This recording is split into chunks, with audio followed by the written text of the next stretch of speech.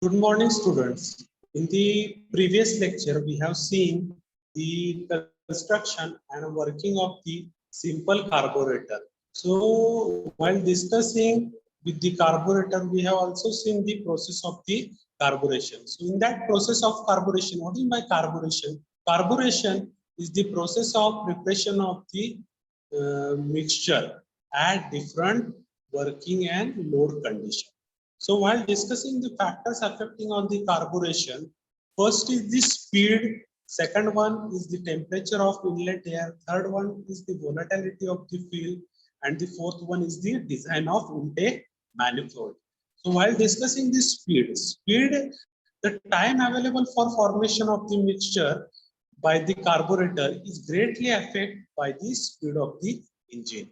If the engine is running at higher RPM, then speed time available for the preparation of the mixture is the less. So during such short period, the fuel requirement, which is the atomized mixed with air, vaporized, to be inducted into the engine. So the design of carburetor becomes the utmost important to accomplish these requirements. So particularly, we are going to design the Venturi. So we are getting the atomizing, mixing with air, vaporizing, and inducting in the engine. So these requirements will be fulfilled. So speed of the engine is very much important factor in case of the carburation process. Second one is the temperature of the inlet air.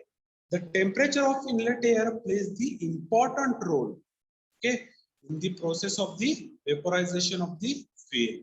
So higher surrounding air temperatures increases the vaporization of the fuel and the homogeneity of the mixture. So increase the temperature reduces the volumetric efficiency. Hence, there is a less power output we are getting.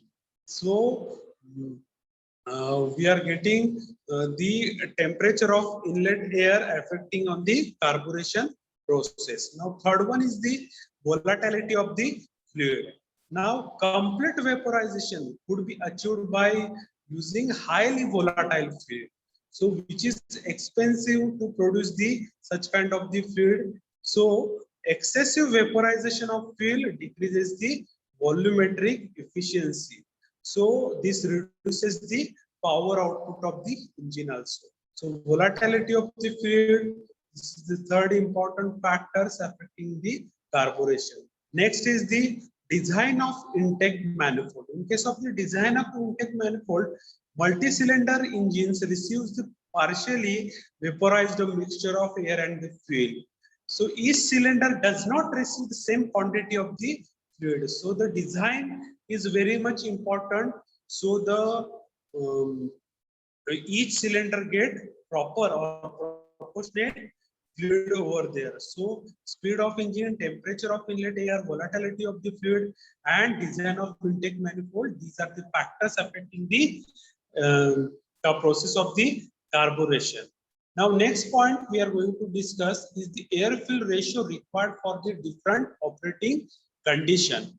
So, related with this different operating condition, we are generally known as the hydrocarbon fuel, mainly consists of the carbon and the hydrogen. So, petrol fuel is used in the SI engine, is mainly octane, which is chemically corrected ratio.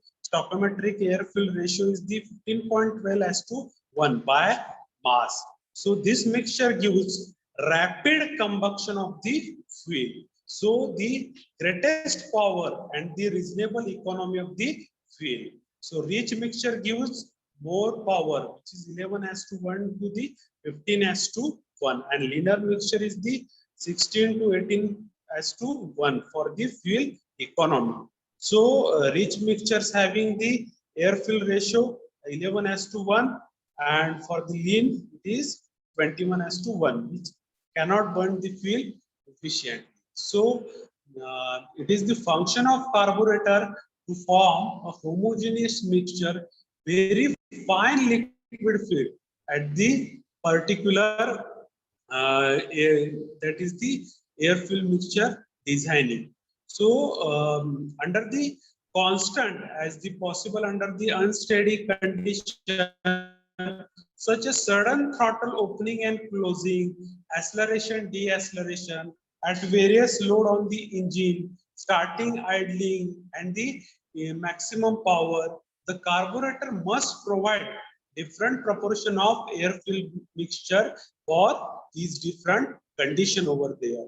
So there are 5 requirements of the SI engine: maximum power, maximum economy, starting, idling, and low load running condition, acceleration, and the part load running, that is the cruising range.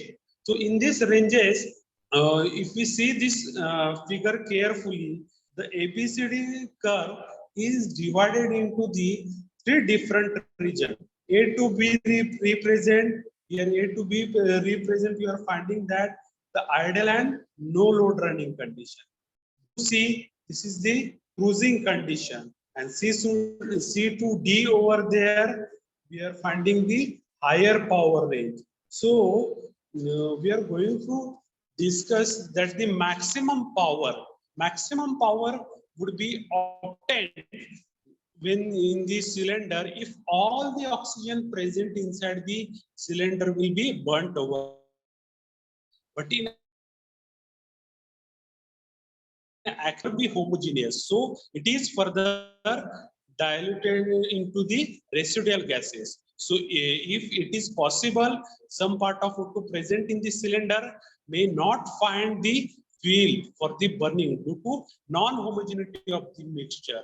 So chemically corrected mixture will be supplied over there. So if we are finding that power developed is reduced by the engine, little rich mixture will be required. So 12.5 to 13.5 as to 1, this gives you the necessary air fuel mixture for the oxygen present is fully utilized, and such mixture will be give the maximum combustion temperature or power we are saying over there. Next, second is the maximum fuel economy, as we have discussed.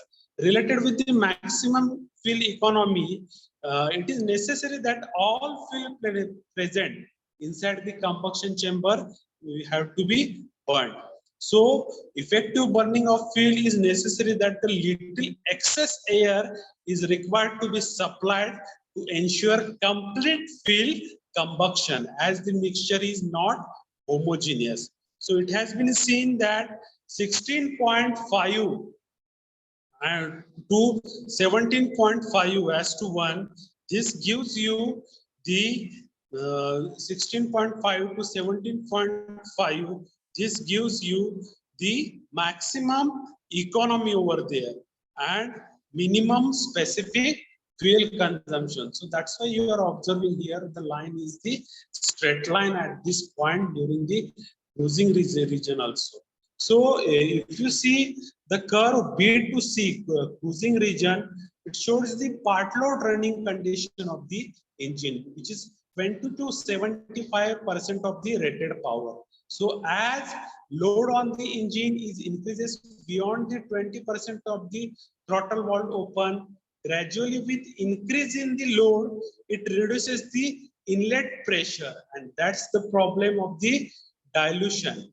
So fresh charge by the residual gases are also reduced over there. So air fuel ratio increases, it ensure economical running of the engine. So it is observed that 17 as to 1 is kept during the cruising range for the single cylinder, and slightly rich air fuel mixture ratio 16 as to 1 is necessary in case of the multi-cylinder engine. Now, for the higher power we have discussed the cruising. Now we are going to discuss the idle and no load condition. Now in the idle and no load condition, we are finding that the engine running throttle valve is almost closed due to which we are finding that pressure in the intake manifold are much lower than the atmospheric pressure. So the pressure inside the cylinder is approximately atmospheric pressure at the end of the stroke. So the inlet valve opens during the suction stroke. There shall be backflow of residual gases into the intake manifold. So the piston moves in outward. So the residual gases are drawn along with the fresh charge. So therefore, actual mixture inside the cylinder would contain large percentage of the residual gases of the fresh charge, and this dilution of mixture is not able to initiate the proper combustion.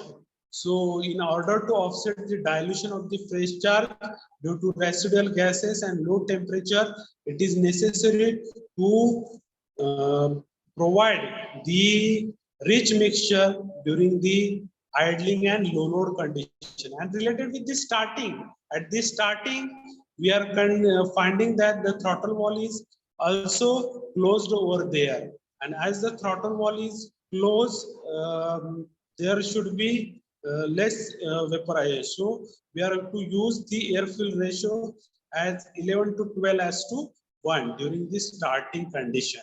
And related with the acceleration, if it's seen that the normal running of the engine fuel use the carburetor is not completely vaporized, and the part of liquid remains inside the intake manifold. So liquid has to be vaporized over there. So the ill effect and the provided needed to be rich mixture during the acceleration. So suitable mechanism, we are using the acceleration pump in the carburetor. So we have discussed the various types of the load conditions and the various types of the requirement during the of the mixtures as per the load and the speed. So this is all about the today's lecture. We have discussed the different working condition, different operating conditions, and the now we are going to discuss the combustion process. So while discussing the combustion process, if you observe that during the combustion process there is a reactants and the products over there, and reactant twice C8H18 plus 25 O2. So these are the reactants, and we are getting the products 18 H2O plus 16 CO2 plus energy. So this equation is very much important. At the time of the interview, the automobile, they are going to ask you this question: what is the combustion process? At that time, you have to write this equation over there. Okay. Now, next we are seeing that in case of the SI engine, the air fuel mixture is the homogeneous, and in case of the CI engine, the air fuel mixture is the heterogeneous. Now, what is meant by homogeneous and what is meant by heterogeneous? This part first we have to discuss. Heterogeneous mixture means what? If you observe this figure carefully, we are finding that the mixture components are distributed non-uniformly. So this kind of mixture, air fuel mixture, you are observing in the CI engine. And homogeneous mixture, in case of the homogeneous mixture, mixture components are distributed uniformly. So you are finding that the uniform mixture distribution. Next is the next part we are going to discuss the combustion in case of the SI engine. Now in conventional spark ignition engine, the fuel and air is homogeneously mixed. So in the intake system, so inducted into the intake valve into the cylinder, where it mixes with the residual gases, and then it is compressed. So under normal operating condition, combustion is initiated towards the end of the compression stroke at the spark plug by an electric discharge. So turbulent flame will be developed over there. So this is the combustion process. So during this combustion process, if spark is provided too early, the combustion takes place before the compression stroke is completed. So the pressure developed opposes the piston movement and the power is reduced over there.